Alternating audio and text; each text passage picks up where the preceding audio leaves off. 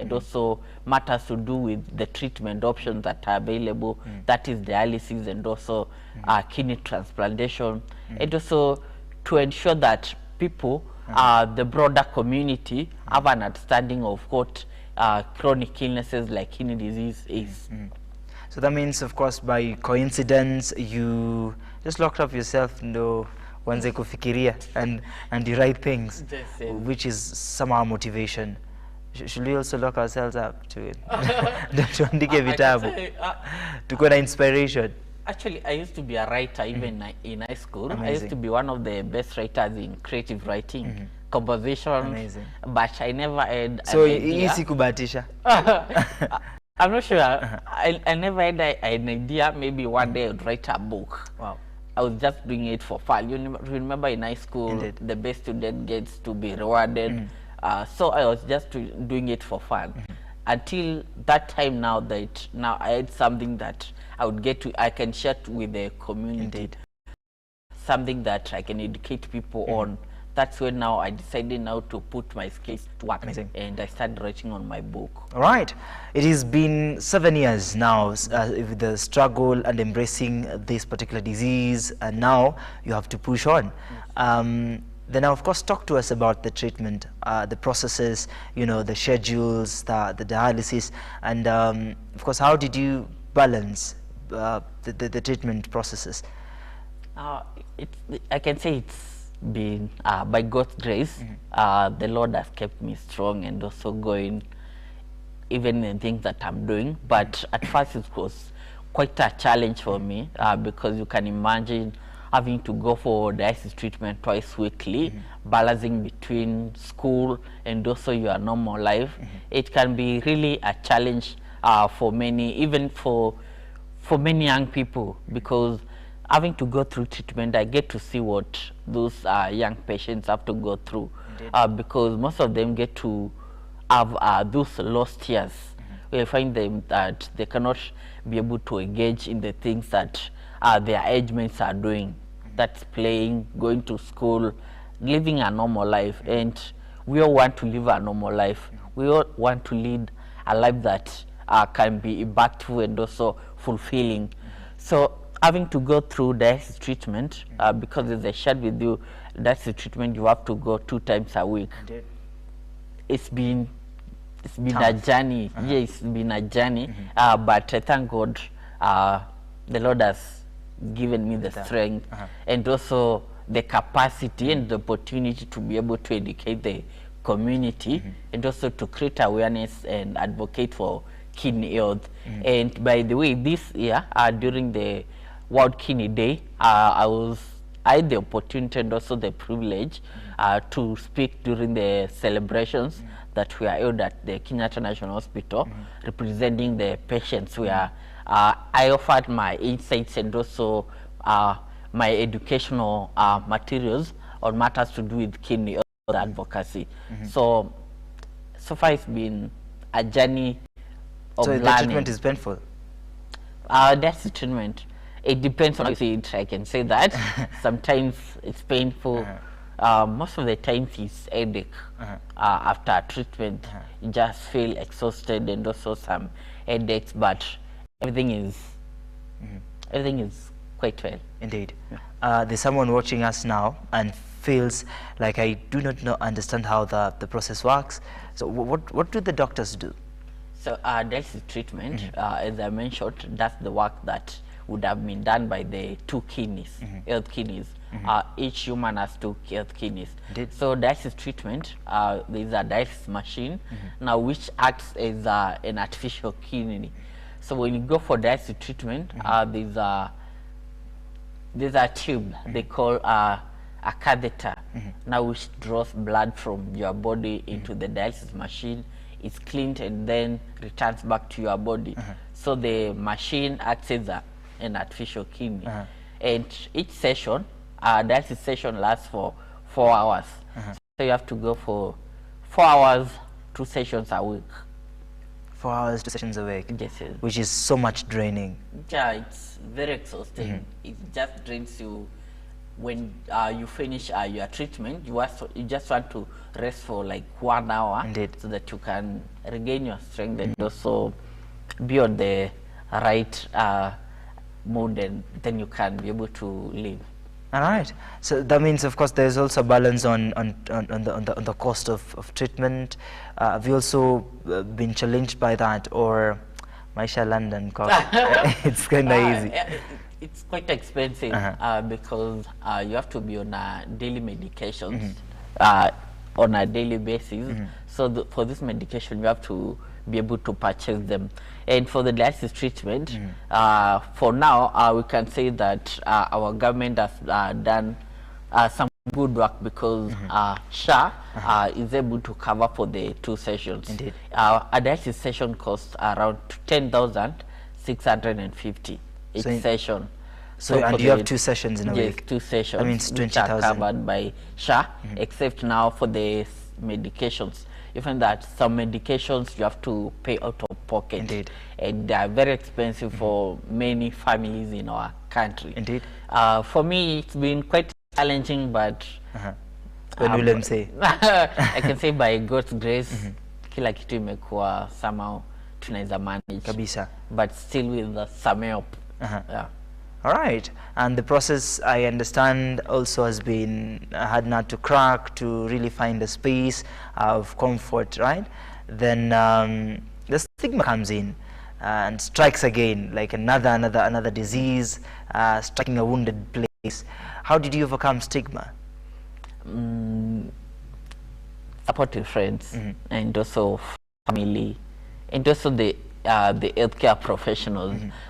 We have communities where now we meet, we gather on a monthly basis now for the patients, caregivers, and also the healthcare professionals. These are the doctors, the nurses, the counseling psychologists, and we have speakers, broad speakers from even the patients who have a knowledge to do with matters to do with keen health. We gather together and we come speak to us, they educate to us on matters to do with keen health. And also maybe if you have questions, you need some support, they're able to speak to you, they're able to engage you, they're able to educate us. And also that gives us an opportunity now for the patients and also for the community, the caregivers, the doctors, the counseling psychologists, for them to interact and also share stories and inspire and encourage each other amongst ourselves. Indeed. So I can say that I've been in supportive spaces who have been able to support and also are willing to work with me and guide me in every step of my way. Right. Earlier on you had mentioned something about if at all the disease never appeared or you were well and good, we wouldn't be having this conversation. Do you think sometimes that chances or coincidences go wrong? For me, I can say that it's not for us to determine that. Indeed. I'm a believer, by the way. I'm a Christian, and I believe that sometimes God takes you through situations through challenges to create compassion out of you, because you cannot have compassion of something or a situation that you have not experienced yourself.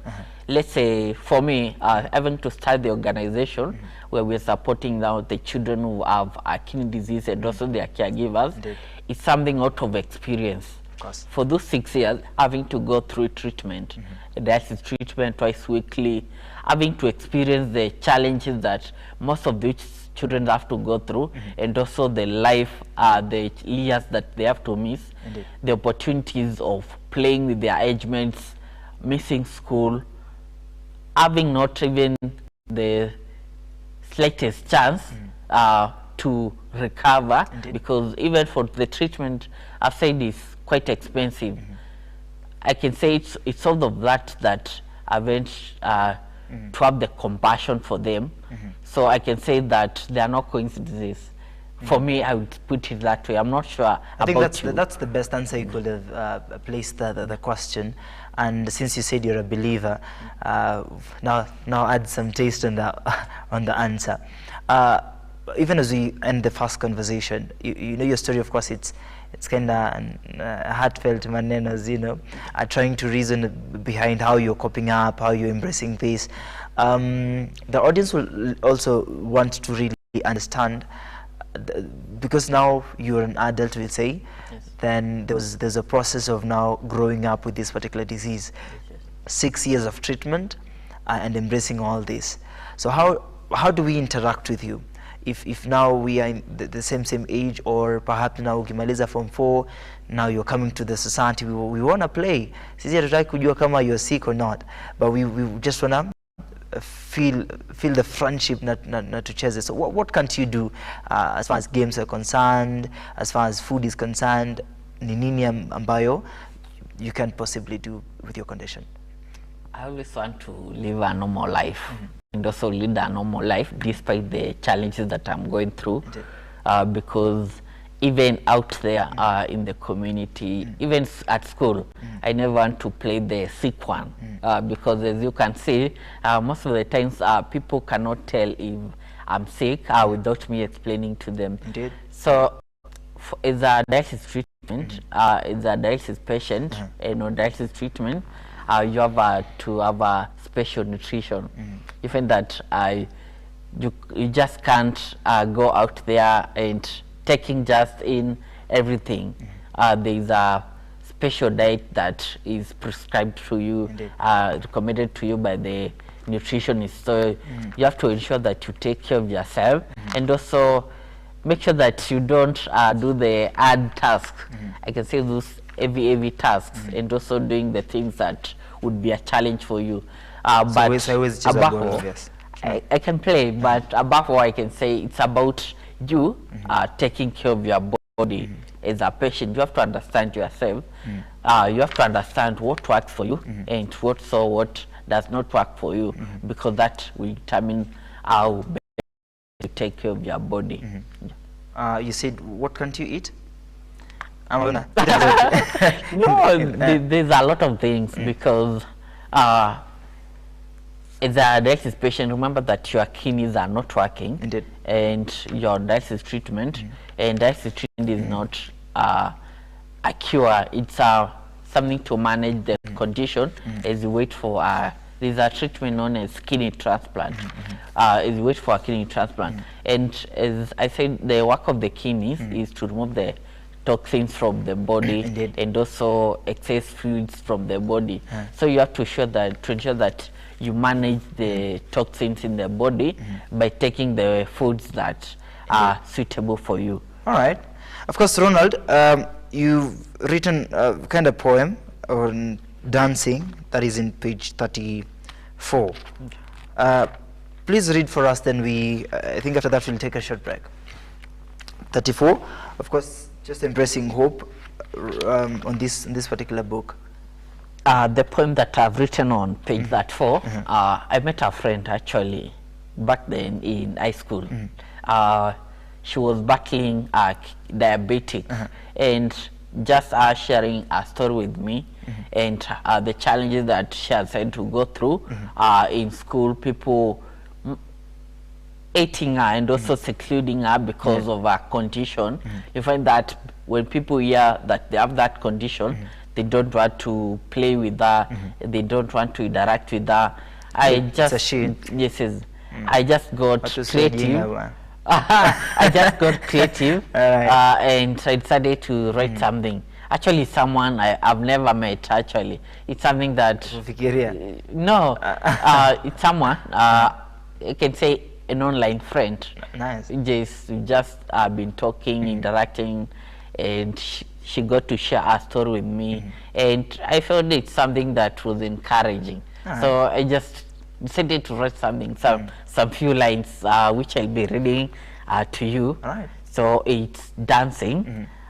Thinking of you, I can vividly remember the way you dance. It's like watching an artist paint a masterpiece on a canvas. Your moves are a pure perfection. I can't help but say you are an artist. Dance to the moon, let the stars be your audience. Magical night, or use selenophile. Hey. As the stars fill the sky, catch my eye. All right. Take me Let me catch you there. Those words are really lovely, and of course, my director says that hawezi maintain your time.